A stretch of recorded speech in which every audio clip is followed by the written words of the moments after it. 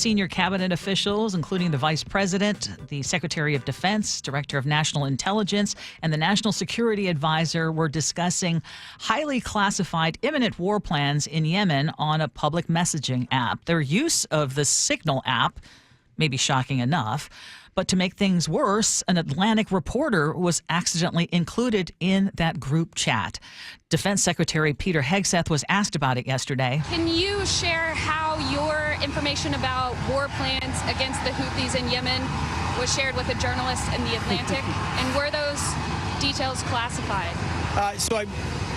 You're talking about a deceitful and highly discredited so-called journalist who's made a profession of peddling hoaxes time and time again, to include the hoaxes of Russia, or the fine people on both sides hoax, or suckers and losers hoax. So this is the guy that peddles in garbage. But the National Security Council says the text chain appears to be authentic, and in just the last few minutes, there has been a hearing in front of the Senate Intelligence Committee, and we'll get into that in just a moment. But joining us right now is retired four-star General Barry McCaffrey. Good morning, General. Good to be with you. So let's just start with your reaction when you heard about this group chat and what was basically shared with an Atlantic reporter accidentally. Well, it's essentially breathtaking incompetence. It's an element of arrogance. I think, by the way, the big thing about this story isn't that they were so clumsy and uncoordinated that they put a first-class editor-in-chief of Atlantic magazine on their chat group. The big problem is they were using a commercially encrypted system to discuss pending war plans. I would be astonished if many foreign intelligence services haven't been targeting this administration since they were sworn in, that they undoubtedly have hacked this commercial-grade encryption. And so they've been listening to their conversations the whole time. The bottom line was they didn't want to be held prisoner to the Official Records Act. So they were going to a private chat room. But they were putting the lives of U.S. Navy and Air Force pilots at risk. They were putting at risk the targeting information. The people they were after would be potentially capable of fleeing the strike scene. So it's arrogance and incompetence of just unbelievable proportions. General McCaffrey, there's a lot of comparing and contrasting going on right now of how government officials have handled sensitive information now and in the past. Hillary's use of a private email server comes to mind. The handling of classified documents by Trump, Biden, and even Mike Pence comes to mind.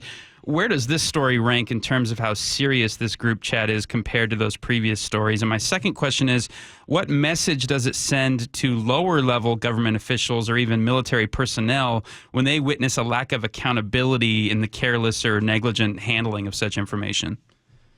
Well, I think we'd be rest assured that if this had been a collection of majors and Navy lieutenant commanders coordinating the strike on a commercial encryption platform, they'd all be fired and undoubtedly face criminal prosecution under the Uniform Code of Military Justice. There's just no question. Because it's pending military operations. It's not background chit-chat on somebody coming to foreign leader coming to Washington, D.C. Will anybody be held accountable? Unlikely. They may take the lowest ranking person in the NSC that put the original thread together and fire them. But the other thing that happened was when they walked into office, there's a couple of thousand people that work in the White House complex. All of government sends liaison officers essentially to work in the National Security Council. They tend to be the brightest people in the country. They're experienced. They're 30 years old or maybe 40 years old. When Trump came into office, they fired all of them.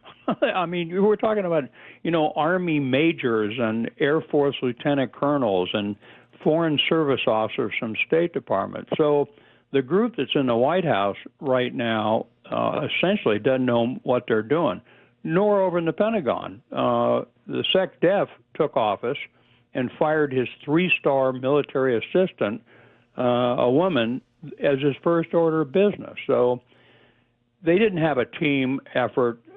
They're not very capable people. This is retired 4-star General Barry McCaffrey joining us on the Gee and Ursula Show. You heard Defense Secretary Peter Hegseth denying that this actually happened. And then during a hearing this morning, Tulsi Gabbard, the Director of National Intelligence, and John Ratcliffe, the CIA Director, both denied that classified material had been shared in that chat in which they were included. Is there any way that you can interpret what was shared here as not being classified material? You know, it strikes me as a bunch of 5th-grade boys. I mean, the lying is comical. It's pathetic. Of course it's, Goldberg, the editor-in-chief of Atlantic Magazine, was the most responsible person dealing with this information of all of them on the chain. He actually didn't put out the names of CIA officials who were undercover. He didn't retransmit to the world the details of the attack package.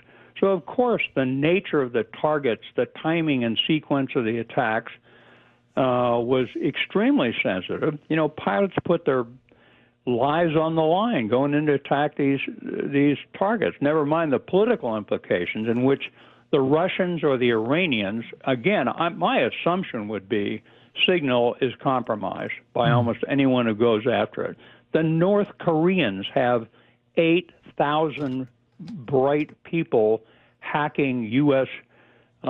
Communications and stealing crypto. So it's not as if it's likely that this didn't get out. I think it's being actively monitored by foreign intelligence services. The White House Press Secretary Carolyn Leavitt released a bullet point response to Jeffrey Goldberg's story in The Atlantic, and bullet point number 1 was no, quote, war plans were actually discussed. It almost seems like certain Trump administration officials are sort of goading Jeffrey Goldberg into releasing more information from the text messages because he purposefully left out information about time frames, logistics, missile delivery systems, information that would be particularly sensitive. And that's sort of giving the Trump administration leeway to say, oh, we weren't discussing anything that serious.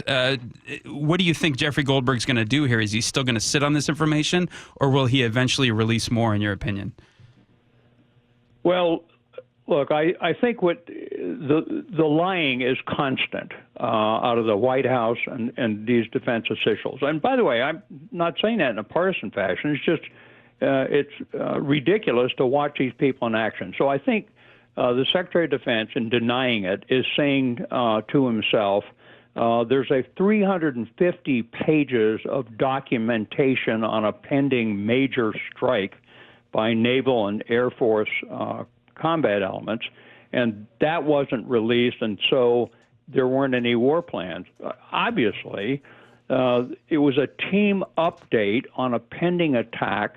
It was being monitored, they have to assume, by foreign intelligence services, and could have been harmful to U.S. Combat pilots. So, I mean, the lying, again, is sort of trivial and expected.